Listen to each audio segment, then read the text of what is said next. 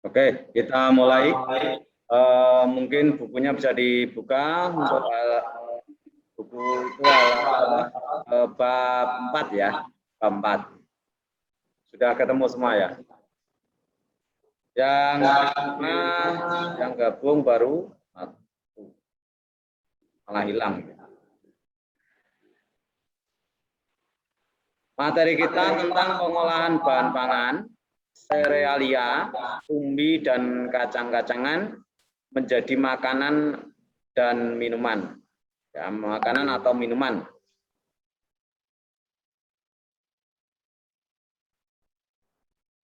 Kok yang di rumah enggak ada yang gabung ya ini? Sore.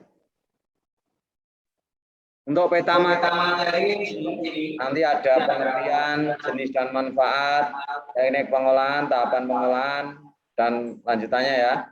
Tapi nanti untuk hari ini kelihatannya hanya sampai pengertian dan jenis dan manfaat itu aja, nanti mungkin baru beberapa. Karena 1 jam itu enggak cukup ternyata. Nah, ini untuk tujuan pembelajarannya saya ambil sekilas saja karena waktunya begitu sedikit. Langsung saja ke serealia. Ada yang udah tahu serealia? Sereal. Pernah dengar kata sereal? Pernah. Nek, menurut bayangannya sereal itu apa?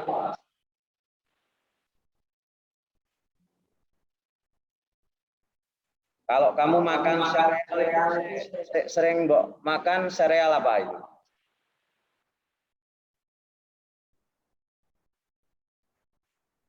Kan di TV ada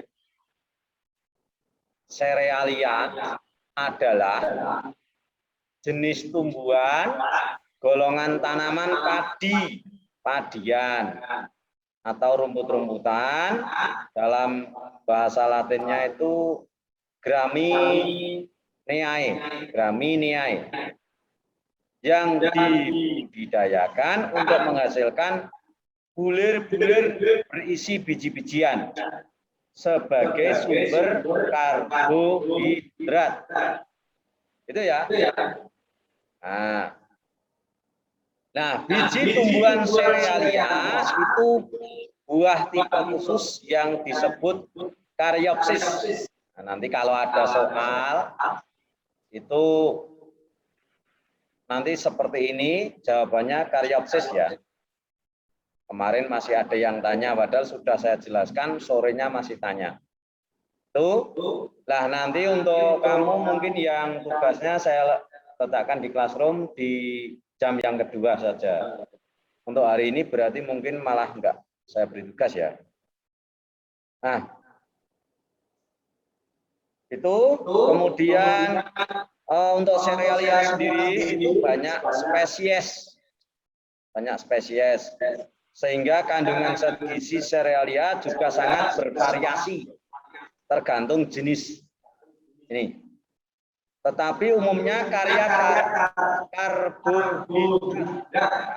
karbohidrat, cukup protein, sangat rendah kandungan lemak, dan kaya serat dasar. Ini untuk kandungannya, itu ya. Nah, selain itu, serealia itu mengandung vitamin E dan B kompleks serta mineral. Ini gambarnya ini salah satu contoh. Salah satu contoh gambar ini salah satu contoh gambar padi. Nah, padi ini kita banyak. Jadi kalau untuk padi atau serealia yang pertama ini tidak ada banyak didapat. Ya, nanti ini. Selain itu ada juga seperti ini. Apa ini? Sudah pernah melihat ini? Nah, ini barusan. Ya, ini adalah gandum. Gandum. Kalau zaman Pak Parno kecil, ini namanya bukan gandum kalau di desa saya. Jagung cantel namanya. Aneh ya? Ini. Kalau ini namanya gandum. Gandum. Oke. Ternyata yang di rumah malah pada ngilang ini. Bentar ya, saya tak ngecek yang di rumah ya. Tuh, ini enggak ada ya. Enggak ada masalah, berarti harusnya bisa ya. Oh ini. Oh, 8B. 8. Oh, salah. Salah ngirim. 8B. Makanya kok nggak ada yang gabung. Mana ini? Kelas 8. Benar ini ya?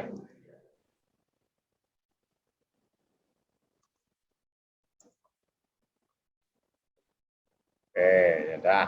Kita lanjut ya. Untung orang Belandang nih. Ya, yang kedua kacang-kacangan. Apa itu kacang-kacangan? Kacang-kacangan itu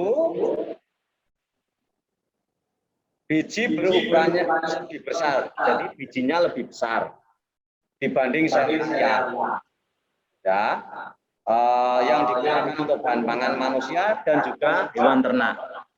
Umumnya didapat dari tanaman famili Fabaceae. Ini bahasa Latin famili Fabaceae. Jadi ini. Menurut Definisi Food and Agriculture Organization, tanaman kacang-kacangan itu seperti kacang kapri, buncis, dan edamame.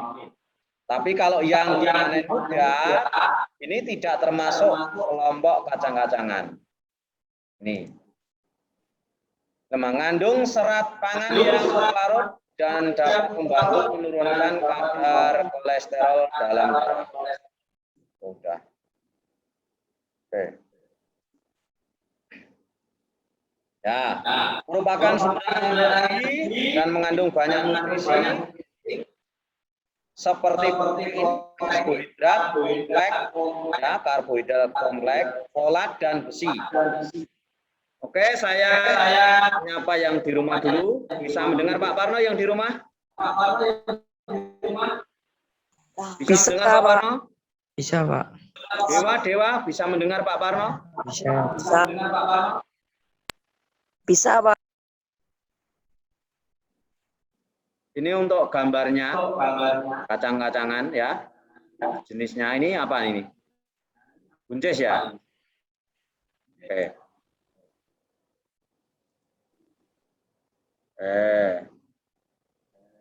Saya print juga ya. Lanjut. Yang ketiga adalah umbi. Umbi itu organ tumbuhan yang mengalami perubahan ukuran dan bentuk. Pembengkakan sebagai akibat perubahan fungsinya. Sehingga perubahan ini juga berdampak pada anatominya. Organ yang membentuk umbi, terutama batang, akar, dan modifikasinya.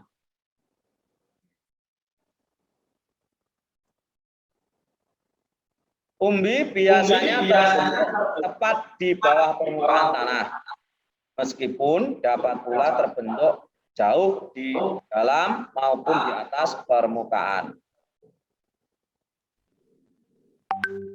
Digunakan sebagai sumber bahan makanan pokok karena mengandung banyak karbohidrat dalam bentuk pati yang tinggi dan kandungan serat yang tinggi.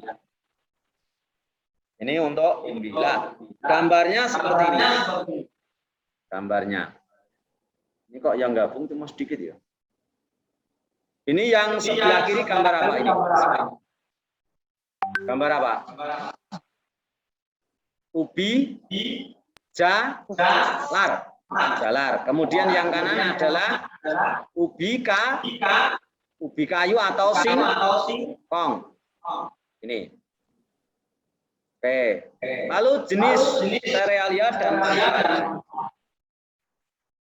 Yang pertama serealia itu beras. Nah, nanti ada beberapa beras. Nih. Beras adalah sir padi yang sudah dipisahkan dari sekam. Wes dipisahke saka kulitnya itu loh. Mengandung karbohidrat yang kaya akan zat gula atau glukosa. Rasa manis dari kandungan glukosa merupakan sumber energi yang bermanfaat bagi tubuh untuk melakukan berbagai aktivitas. Selain rasa manis dari beras tanah, nasi cocok dipadukan dengan berbagai lauk pauk yang membuat orang menggunakan beras sebagai makanan pokok. Tadi kamu sarapannya pakai apa? Nasi enggak? Pakai nasi kan? Nasi itu dari beras. Nah, mengandung banyak karbohidrat, bisa untuk sumber tenaga. Kalau orang Indonesia, kalau makan sarapan gitu, kalau pakai nasi biasanya kurang siap gitu ya.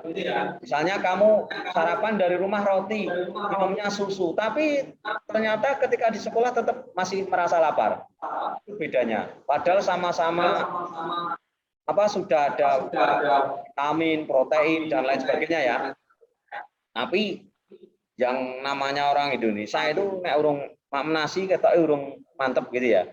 Nah, di sini ini karena kandungan karbohidratnya itu bisa untuk nih.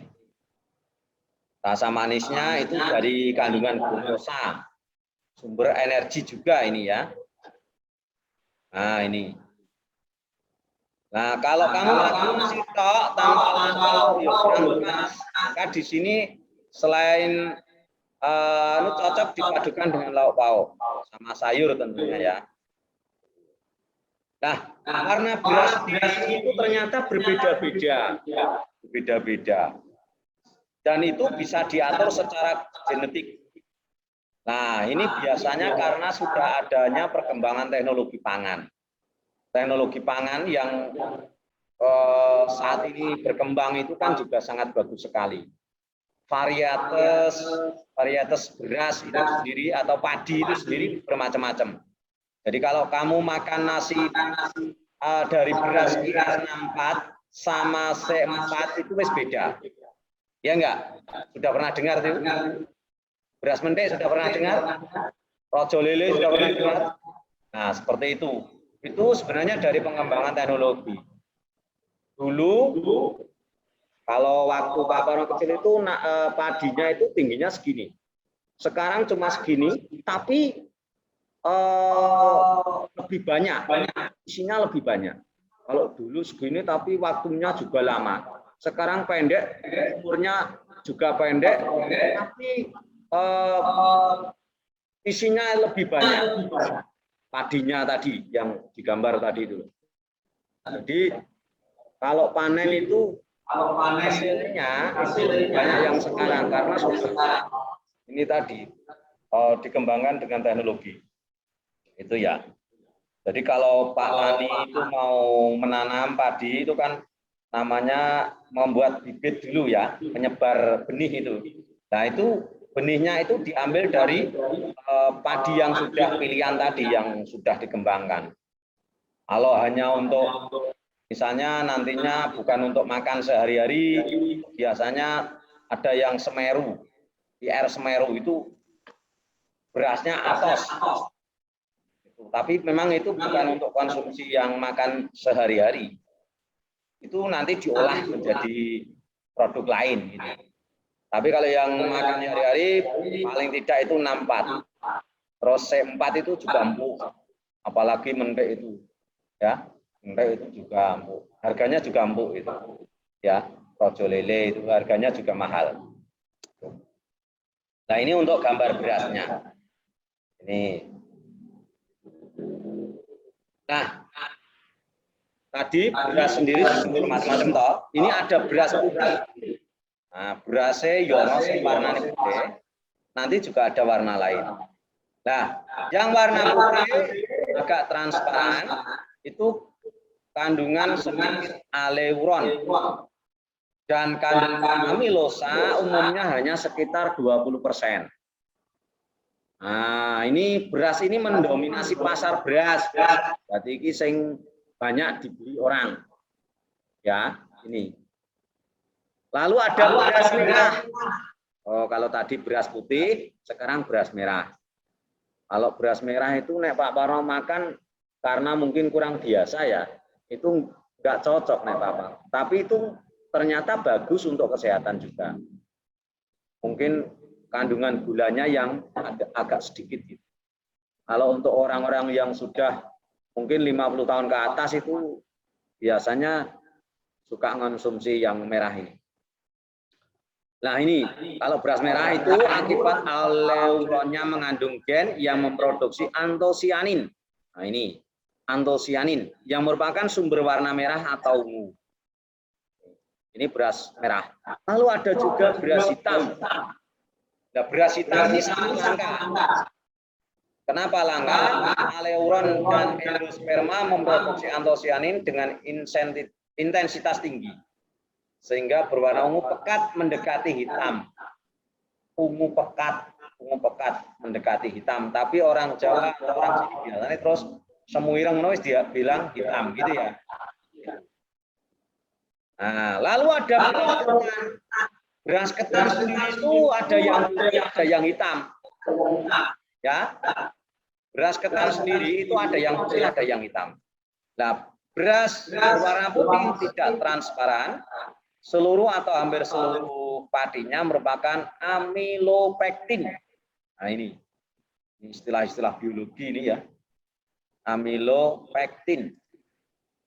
Nah, ini ketan tadi yang warna putih ini, lalu ada juga ketan hitam. Kalau kamu pagi suka beli bubur kacang hijau, biasanya ada ketan hitamnya. Ya. Nah, itu juga enak kalau sudah dimasak dengan seperti itu. Nah, ketan hitam merupakan versi ketan dari beras hitam. Ya, ini serealia yang kedua, yaitu jagung. Nah, jagung. Sudah pernah makan jagung toh? Sudah, tapi jagung bakar ya. Jagung bakar ya. Nah, apa? Nasi. Nasi jagung sudah pernah? Belum. Kalau Pak Parno sudah pernah. Popcorn, Pak. Karena waktu kecil itu tanaman. Oke, yang di rumah video dihidupkan. Yang di rumah video dihidupkan. Hilangin neh. Nah, seperti dewa. Monik mana Monik? Austin, Angel. Nah, dihidupkan. Oke. Nah, kalau zaman-zaman dulu ini sebelum padunya bangsa bagus di daerah Paman itu jagung ini malah jadi makanan karena kalau yang orang di luar sana sawahnya ada dia jadi menanam padi itu satu tahun oleh bisa 2 kali pasangan satu kali aja ya. Tapi kalau flow sampai karena sambatan karena apa? Nah, untuk jagung ini beberapa daerah juga bisa digunakan sebagai sumber makanan pokok. Meskipun nantinya itu dikembangkan untuk produk-produk makanan yang lain. Nah, kalau di Solo ya paling hanya itu apa seperti jagung bakar itu ya. Ini kalau yang di Solo. Nah, selain itu dibuat produk makanan yang lain. Nanti itu kan sudah pengembangan. Nah, Jagung itu merupakan tanaman semusim. Nah, itu semusim. Usianya itu 80 sampai 150 hari. Jadi cukup lama ini. Ya. Paruh pertama dari siklus merupakan tahap pertumbuhan vegetatif dan paruh kedua tahap pertumbuhan generatif. Ini di Indonesia dikenal dua varietas jagung, yaitu jagung warna kuning dan jagung putih. Ini kalau yang sering dijual di pasar legi atau di daerah sini yang buat jagung bakar rata-rata yang kuning. Dan kalau yang kuning itu biasanya ukurannya lebih besar.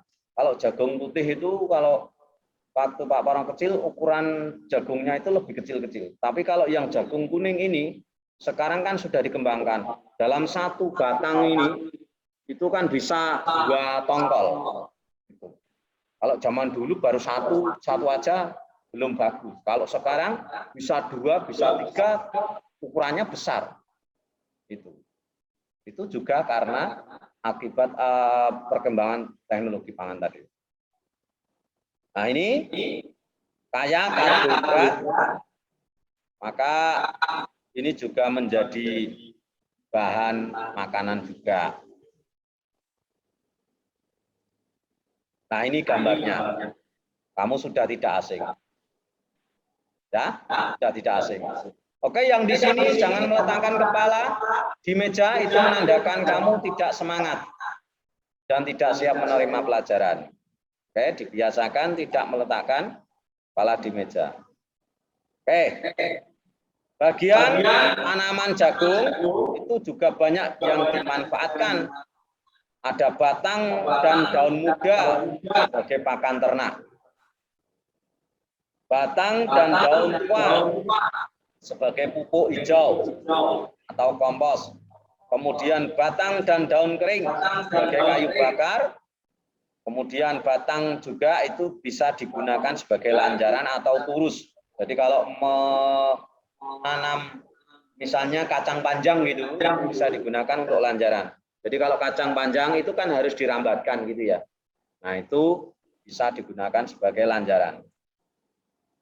Lalu bisa untuk bahan kertas. Ini ternyata bisa untuk bahan kertas.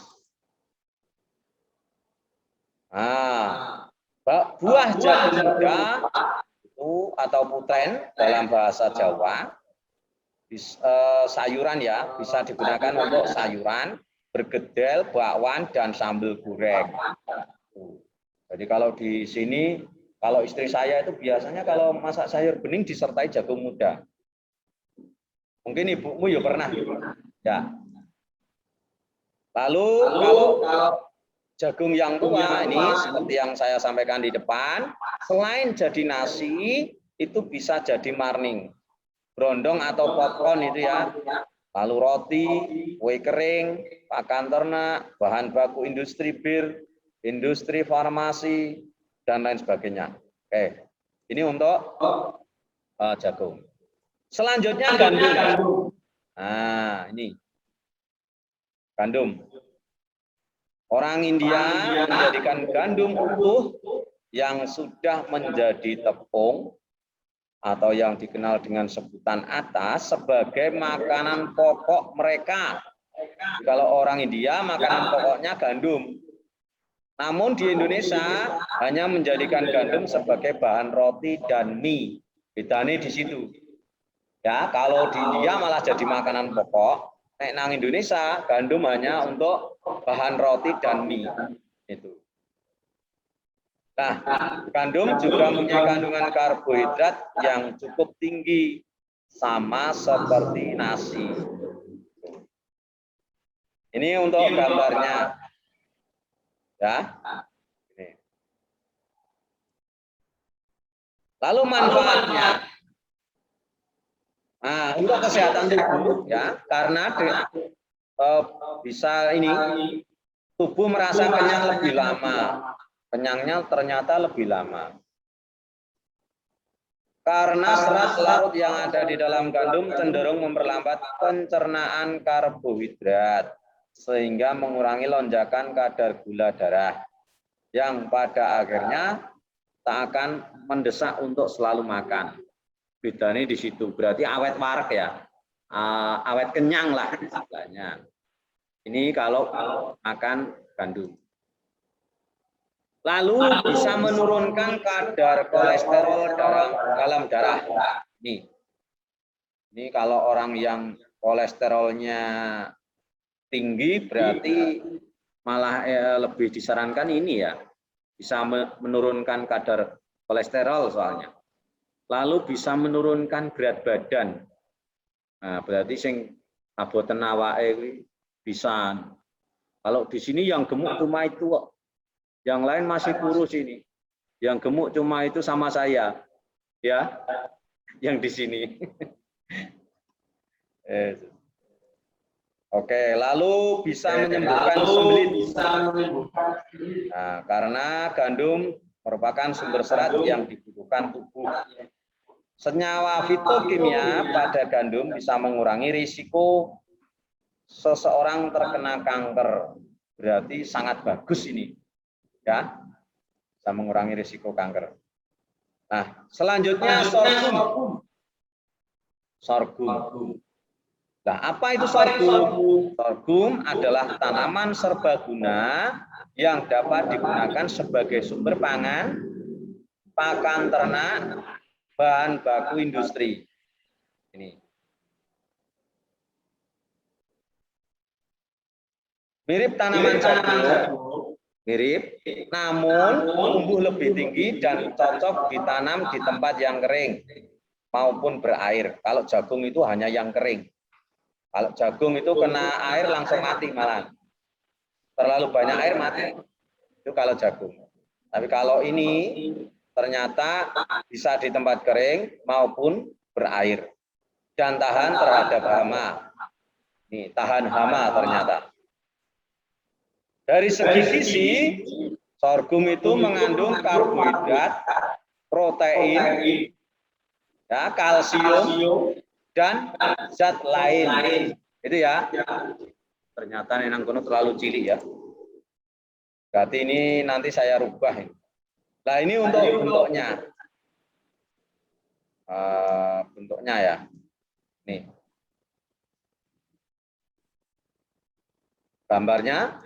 Mungkin kamu seperti Pak Parno baru mendengar yang namanya sorghum ya.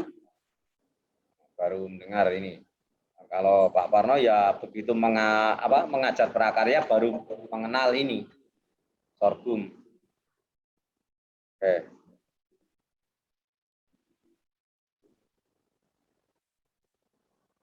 Lah manfaatnya, daunnya menjadi sumber pakan ternak, tangkai bisa dijadikan kerajinan tangan dan sapu.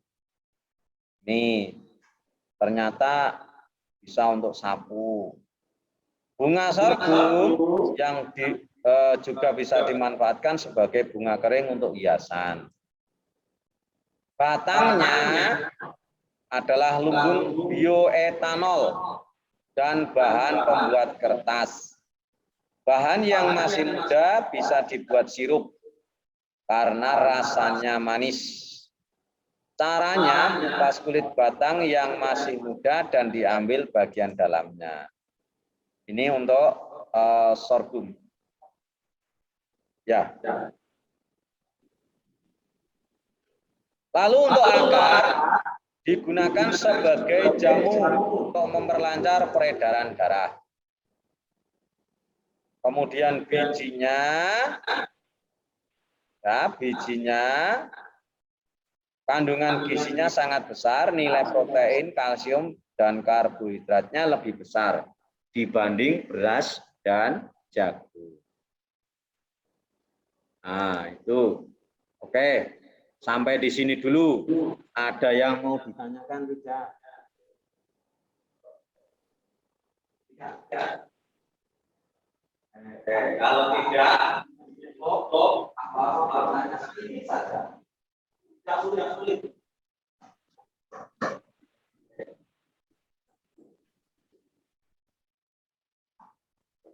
Ini absen juga.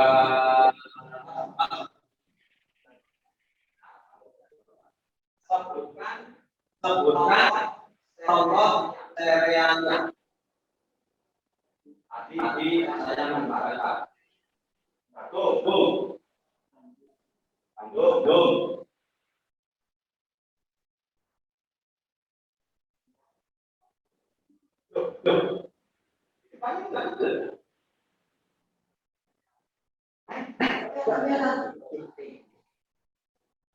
Nama itu berarti masih beruntung. Pak Warung baca dari sini ya. Tapi anak-anak orang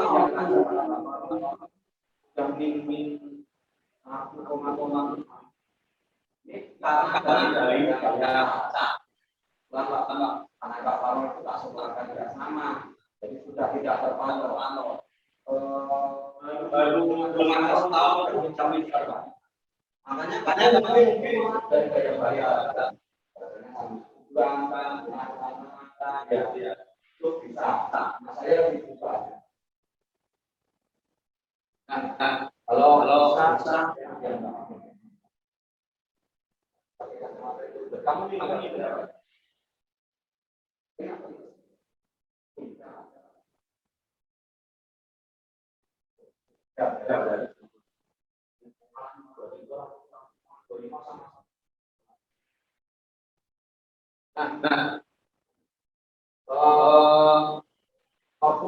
Jadi ada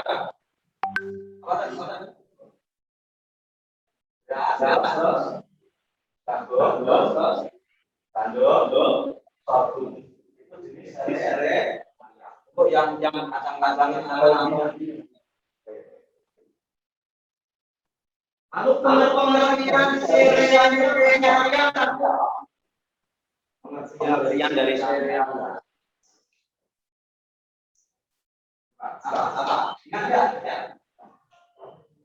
Ya begitu. Nah, ini boleh baca. Yes. Baca dengan ingat. Karena itu kelihatannya ada Tuhan. Nanti soal yang belum dapat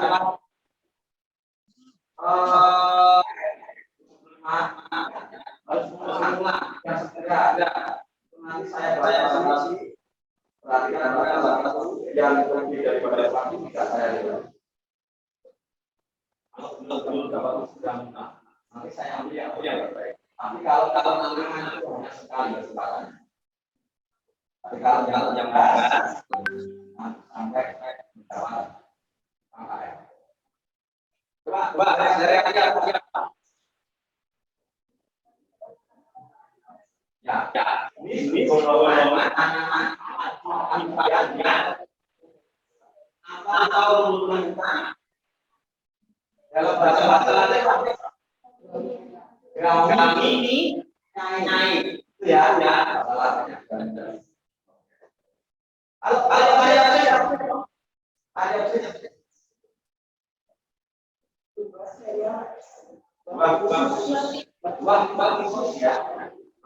khusus ya. Itu nanti gaya luar.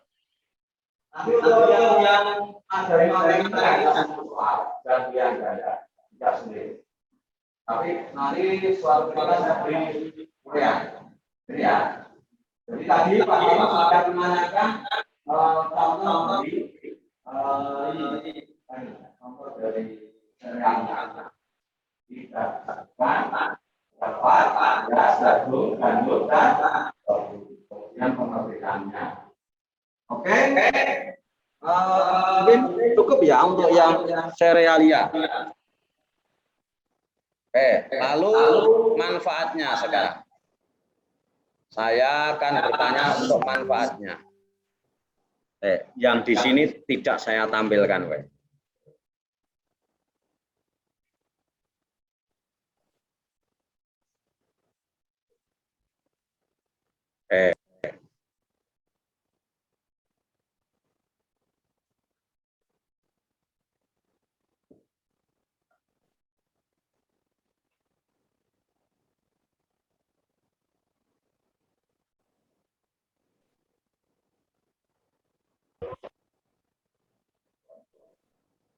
Nah, sekarang Saya bertanya, buah jagung muda tadi bisa untuk apa saja? Buah jagung muda. Pak.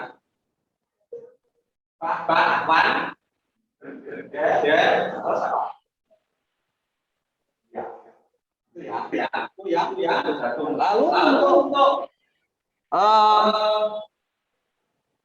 gandum. Gandum itu kalau di Indonesia digunakan sebagai bahan apa? Mie dan roti ya. Kalau di India digunakan seperti apa? Bahan makan.